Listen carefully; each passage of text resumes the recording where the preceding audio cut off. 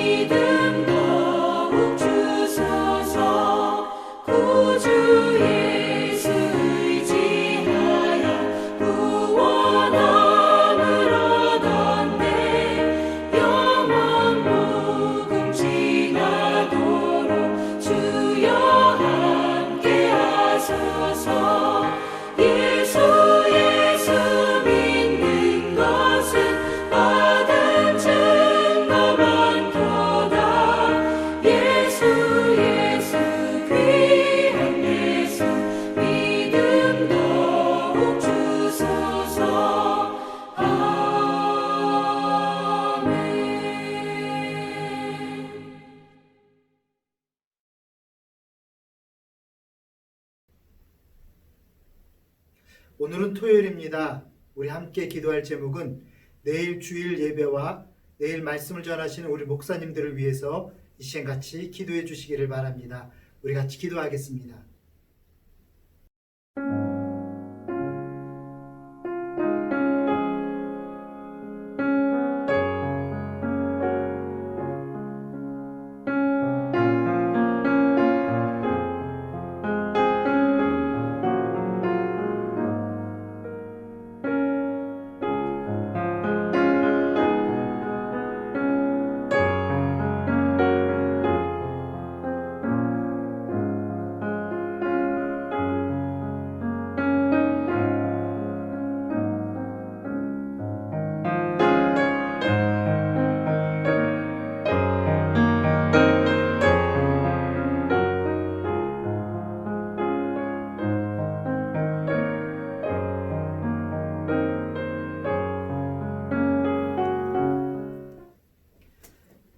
하나님의 말씀은 에베소서 6장 19절에서 20절 말씀입니다.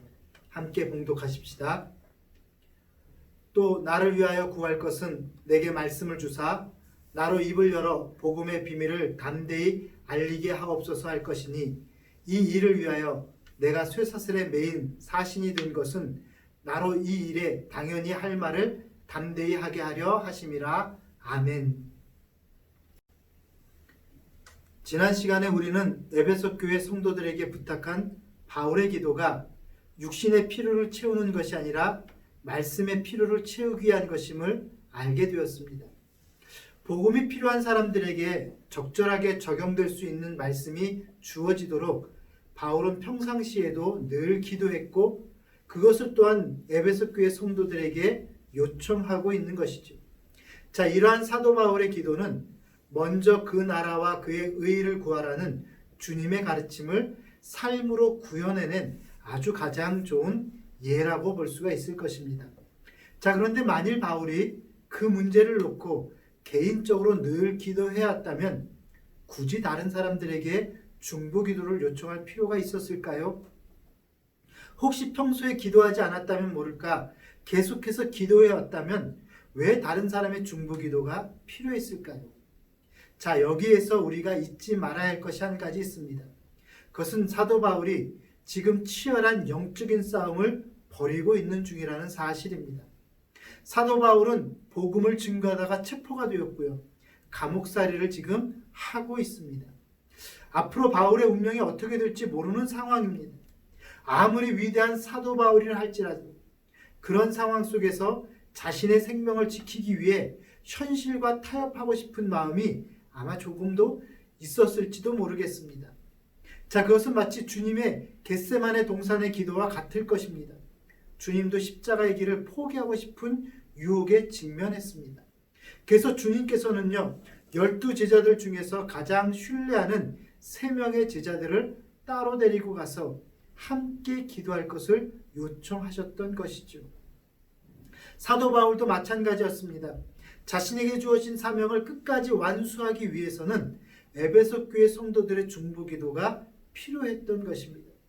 오늘 본문에서 사도 바울은 에베소 교회 성도들에게 중보 기도를 부탁하는 이유를 오늘 분명히 밝히고 있습니다. 다시 한번 19절에서 20절을 함께 읽겠습니다. 또 나를 위하여 구할 것은 내게 말씀을 주사 나로 입을 열어 복음의 비밀을 담대히 알리게 하옵소서 할 것이니 이 일을 위하여 내가 쇠사슬에 매인 사신이 된 것은 나로 이 일에 당연히 할 말을 담대히 하게 하려 하심이라. 아멘. 여기에서 복음의 비밀을 담대히 알리게 하옵소서라고 하는 부분이 바로 바울이 에베소 교회 성도들에게 중보 기도를 부탁하는 이유를 설명하고 있는 것이죠. 두려움 없이 복음의 비밀을 알릴 수 있도록 하기 위해서 사도 바울은 에베소 교회 성도들의 기도를 요청하고 있는 것입니다. 자, 여러분, 이 말을 뒤집으면은요, 바울에게도 두려움이 있었다라는 것입니다. 사도 바울은 위대한 사도이지만 동시에 연약한 육신을 가진 사람이었습니다. 사람이라면 이와 같은 상황 속에서 두려움을 느끼는 것은 지극히 당연한 일일 것입니다. 그러나 바울은 믿음의 사람이, 기도의 사람이었습니다. 자, 믿음의 사람은 그런 생명력의 위협에 대한 두려움 때문에 사명을 잃어버리지를 않습니다. 오히려 더욱 열심히 기도하고 또한 다른 사람들에게도 기도를 요청합니다. 또한 기도의 사람은 어떻게든 두려움을 이겨낼 수 있습니다. 그러나 기도하지 않고 단지 걱정과 근심에 사로잡혀 있는 사람들은 결국 두려움의 종이 될 수밖에 없는 것입니다. 그러므로 두려움 없이 담대하게 복음을 전한다는 이 말씀에는 적어도 2가지 의미가 담겨져 있습니다. 첫째는 할 말을 제때 말할 줄 아는 용기가 필요하다는 것이죠. 2번째는 누구에게나 전할 수 있는 용기도 필요하다라는 것입니다. 무엇을 말해야 할지 아무리 잘 알고 있다 하더라도 용기가 있어야지 그것을 제때에 말할 수가 있는 것이죠. 베드로의 경우를 한번 생각해 보십시다.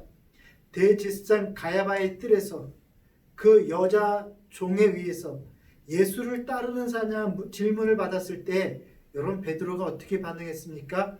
주님을 모른다고 3번씩이나 부인했습니다. 왜 그랬을까요?